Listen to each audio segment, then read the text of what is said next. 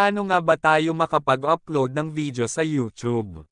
Ang una nating gagawin ay pindutin lang ang ating YouTube application.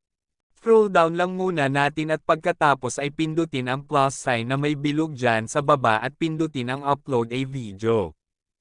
At dito naman sa upload video pindutin lang natin ang videong i-upload natin at pagkatapos ay pindutin ang next.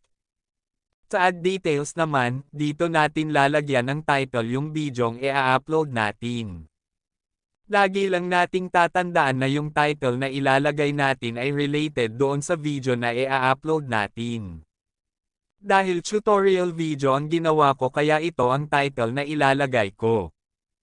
At kung tungkol sa funny video naman ang ginawa mo dapat funny video din yung ilalagay mo na title dito naman sa baba yung visibility natin ay unlisted muna natin siya at wag muna nating ipapublic dahil mag-e-edit pa tayo sa location naman ay wag na nating lagyan at sa add to playlist naman ay choice mo na yan. Pindutin lang ang next at dito na tayo sa select audience. Sa select audience ay mamimili lang tayo sa dalawang ito. Kung anong klaseng video ba yung ginawa natin, o kung ginawa ba natin ito para sa mga bata. Ay pindutin lang ang yes, it's made for kids, dahil yung ginawa kong video ay hindi para sa mga bata. Kaya ito ang pipindutin ko, no, it's not made for kids at pagkatapos ay pindutin lang ang upload video. At ayan guys uploading na nga ang ginawa nating video, at makikita natin yan dito sa may baba sa library. Sa pag-a-upload po ng video, ay nakadepende po yan sa haba ng video na ating i-upload, o sa bilis ng internet na iyong gamit. Kaya antayin lang natin na matapos ang pag-a-upload para makapagpatuloy na tayo sa susunod natin na hakbang. Medyo matagal-tagal ito dahil mahina ang internet namin dito, at natapos na nga. Kaya pumunta na tayo sa ating YouTube Studio, at dito sa YouTube Studio ay pindutin lang ang content.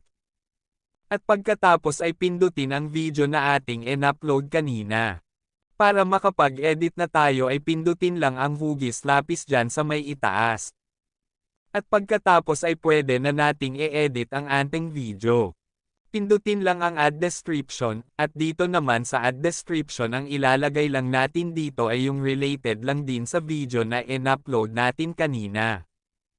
At ito ang nilagay ko, nasa sa inyo na kung gusto nyo pang pahabain ang ilalagay nyo sa iyong description.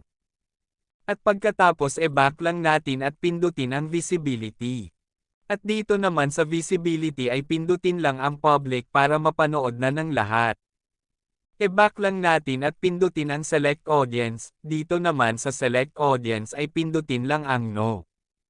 It's not made for kids, back lang ulit natin at pindutin ang tags remix ang category at pindutin ang add tags. Ang ilalagay lang nating tags dito ay related lang din sa video na in-upload natin, kunwari how to upload video on YouTube at YouTube tutorial at YouTube tips. At pagkatapos ay dapat naka-check lang yung show how many viewers like this video, at dapat naka-standards YouTube license lang din tayo, at back lang natin at pindutin lang ang save. Sana guys makakatulong sa inyo ang videong ito, at paki-like, share and subscribe na lang. Salamat!